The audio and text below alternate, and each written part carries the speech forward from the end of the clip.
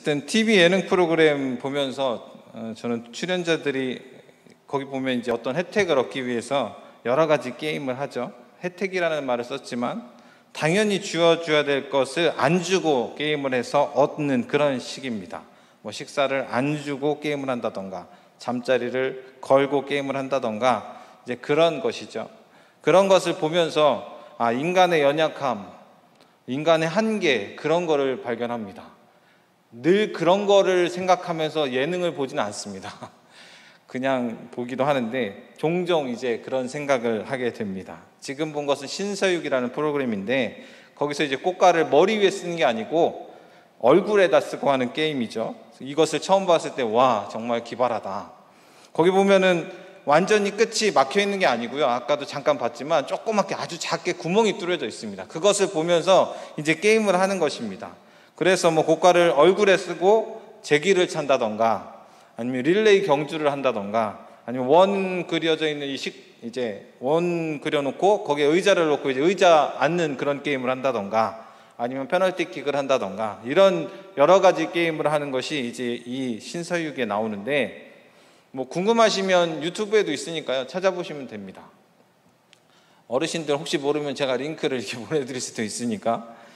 자, 그런데 이제 이런 영상을 보면서 그리고 그 다음에 나온 영상은 뭐죠? 문제를 내는 사람도 푸는 사람도 귀에 헤드폰을 끼고 있는데 크게 음악을 틀어놔서 거의 좀 안 들리는 정도로 그렇게 이제 목소리는 안 들리고 단지 입모양으로 문제를 내고 문제를 맞추는 그런 게임입니다. 이 두 가지 영상을 보여준 이유는 우리 인간의 한계를 극명하게 보여주는 그러한 장면이다라는 마음에서 보여드렸습니다. 제대로 볼 수 없는 상황에서 우리는 어떻게 될까? 제대로 듣지 못하는 상황에서 우리는 어떤 결과를 볼 수 있을까? 인도하는 자가 듣지 못할 때, 따라가는 이가 듣지 못할 때, 둘 다 듣지 못할 때, 성경에서도 비슷한 장면이 있죠. 맹인이 맹인을 인도하면 둘 다 구덩이에 빠진다. 그러한 예수님의 말씀이 떠오르는 것처럼 인간의 연약함이 어떻게 보면 잘 드러나는 그러한 모습이다라는 것입니다.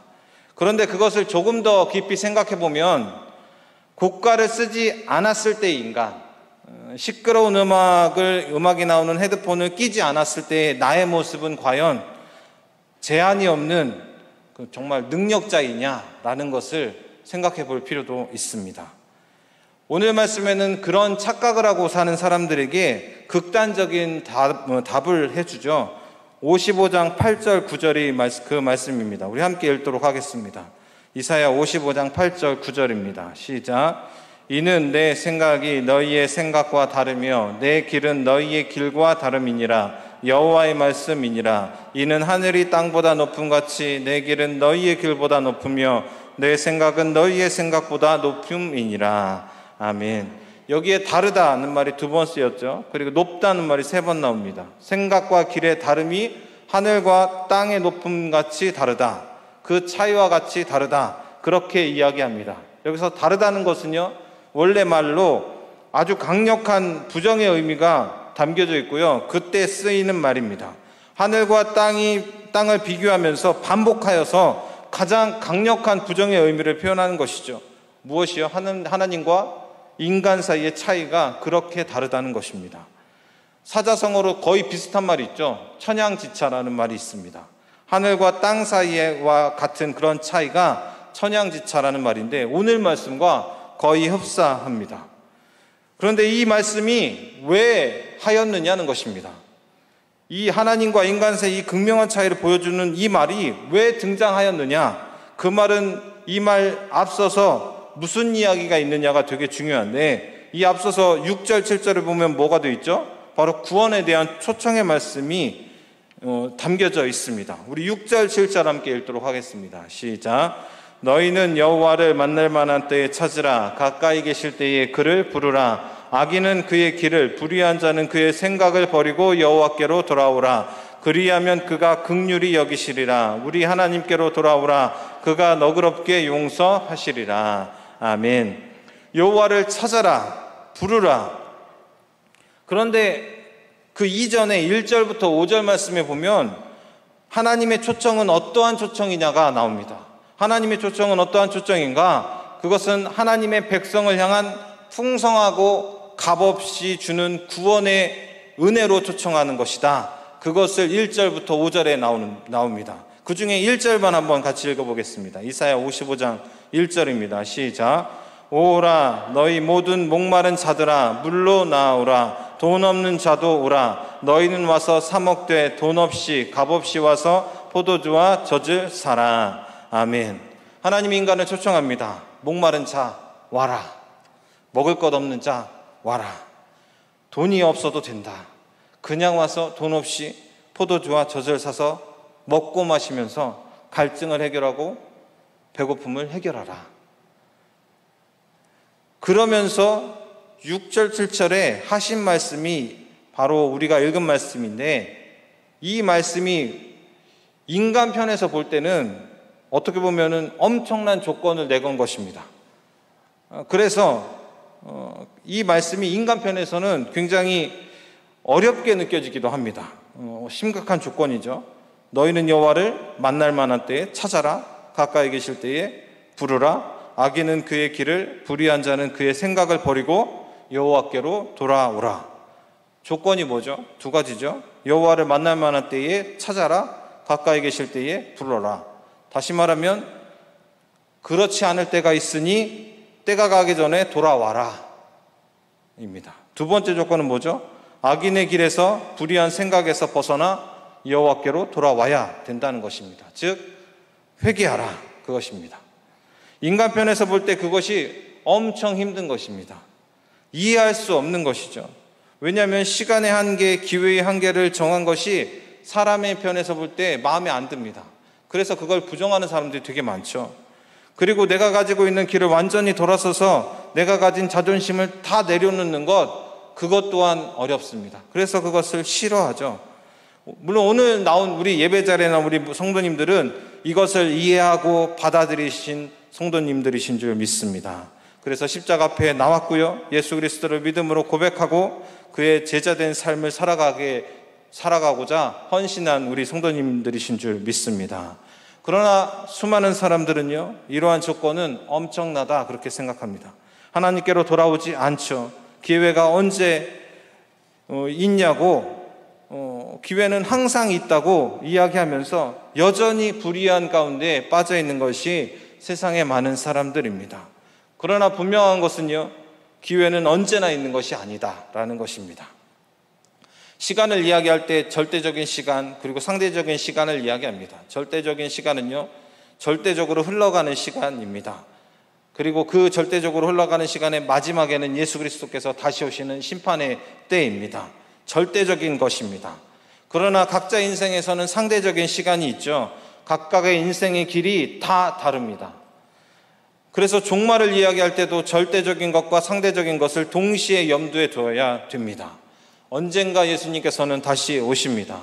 그러나 각자의 인생의 종말은 각자의 시간이 끝날 때입니다. 기회도 마찬가지죠. 각각 주어진 기회는 사람마다 다 다르다. 하지만 절대적인 인생들에게 주신 기회가 있는데 그것이야말로 말도 안 되는 은혜의 기회입니다. 우리가 이해할 수 없는 하나님의 은혜입니다. 이게 무슨 이야기인가? 구약에서 보면은 하나님께 나가려면 제사를 드려야 됐죠. 제사장이나 예언자, 선지자들을 통해서 전해주는 말을 들어야 했습니다. 직접 못 듣고 제사장이나 예언자들을 통해서 들어야 했습니다. 그렇게 제한적이었던 것을 하나님께서 어떻게 하시죠? 스스로 끊으시고 오히려 더 넓게 열어주셨습니다. 바로 예수 그리스도께서 이 땅에 오셔서 모든 죄를 대신 지시고 십자가에 못 박혀 죽으셨다가 죽음을 이기시고 부활하셔서 죄의 문제를 완전히 해결해 주신 것입니다. 그래서 현재 우리가 살아가고 있는 때는 고린도후서 6장 2절에 말씀하는 것처럼 은혜 받을 만한 때이다라는 것입니다. 우리가 함께 찾아봤으면 좋겠는데 로마서 10장입니다. 우리 함께 우리 성경을 찾아서 읽도록 하겠습니다. 자막은 없습니다. 자, 로마서 10장 9절 10절입니다. 로마서 10장 9절 10절 같이 읽도록 하겠습니다. 시작. 내가 만일 내 입으로 예수를 주로 시인하며 또 하나님께서 그를 죽은 자 가운데서 살리신 것을 내 마음에 믿으면 구원을 받으리라. 사람이 마음으로 믿어 의에 이르고 입으로 시인하여 구원에 이르느니라. 아멘. 예수를 주로 시인하는 자, 예수 그리스도를 마음으로 믿는 자는 구원을 받습니다. 그것은 누구에게나 차별이 없는 복음인 것입니다. 그 뒤에 10장 12절 13절에 유대인이나 헬라인이나 차별이 없음이라. 한 분이신 주께서 모든 사람의 주가 되사 그를 부르는 모든 사람에게 부요하시도다. 누구든지 주의 이름을 부르는 자는 구원을 받으리라. 이것이 바로 인간과 다른 하나님의 생각이고 스케일입니다. 돌이킬 수 있는 시간을 주시면서 돌이킬 수 있는 방법을 아주 쉽게 열어주신 것, 제한적이었던 모습에서 그저 믿고 회개하여 돌이키기만 하라고 값은 내가 다 치르겠다 하시면서 직접 죽음으로 값을 치르신 하나님이십니다. 오늘 나오신 성도님들은 이러한 하나님의 긍휼하심에 늘 감사하시며 고백하며 사시는 성도님들이신 줄 믿습니다. 먼저 깨닫고 돌이키는 것에 감사하시는 성도님들 되시기를 바랍니다. 이해할 수 없는 하나님의 은혜가 없었으면 우리도 또한 어떻게 됩니까? 여전히 죄악 중에 헤매고 있었을 것입니다. 그러나 하나님의 생각은 우리의 인간의 생각과 완전히 다르고 하나님의 긍휼은 너무나 크고 놀라워서 우리 또한 영원한 생명을 허락하여 주신 것입니다. 늘 감사의 고백을 들으시는 우리 성도님들 다 되시기를 바랍니다. 또한 중요한 것은요, 여전히 어리석은 인간들, 그 인간들을 향한 비교할 수 없는 하나님의 사랑과 은혜를 증거할 수 있는 우리 성도님들 되시기를 바랍니다. 코로나19가 계속되면서 의도적인지 아닌지는 잘 모르나 의도가 어느 정도 있는지 없는지도 잘 모르겠지만 교회를 향한 악의적인 그런 말들이 계속 생산되고 있죠. 전에 없는 이 전염병이니까 조심해야 되고요. 또 조심해야 됩니다. 그것은 우리 성도님들도 마찬가지고요. 물론 저 같은 경우에도 선제적인 대처가 정말 중요하다고 생각하는 사람입니다. 그런데 이러한 혼란과 어려움을 틈타서 믿는 자들 그리고 교회, 기독교를 무턱대고 조롱하거나 악한 말로 공격하는 이들이 너무나 많이 있다는 것을 우리가 또한 보게 됩니다. 전에도 이야기했지만 세상은요, 이런 것이 아니더라도 예수 그리스도를 믿는 자들, 교회를 향하여 악한 생각을 가지고 공격합니다. 그것이 어떻게 보면 이 어려운 때에, 혼란한 때에 더 강해졌을 뿐이다 라고 말씀드리고 싶습니다. 중요한 것은 무엇이냐? 우리들이 어떠한 자세를 가져야 하는 것입니다.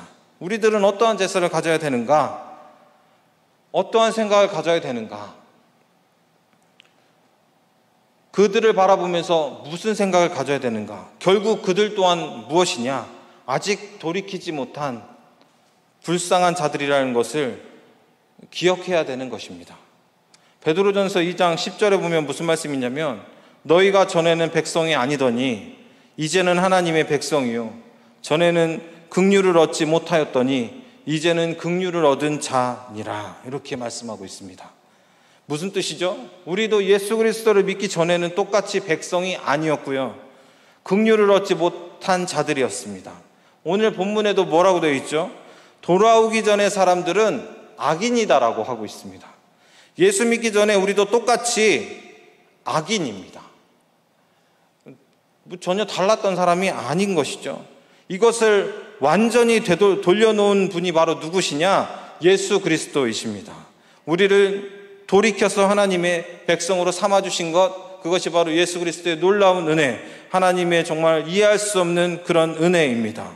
그러므로 하나님의 긍휼한 마음을 가지고 인내하면서 아직도 돌이키지 않고 있는 이들을 향하여서 적대감을 갖는 것이 아니라 긍휼한 마음을 가지고 그들을 향하여서 어려운 시기에도 하나님의 말씀을 증거할 수 있는 그런 우리 성도님들 다 되시기를 바랍니다. 말씀을 들어야 될 자들입니다. 돌이켜야 될 자들입니다. 돌이키고 하나님께로 돌아와야 될 사람들에게 우리가 또한 어려운 상황이지만 복음을 증거할 수 있는 그런 귀한 우리 성도님들 다 되시기를 바랍니다.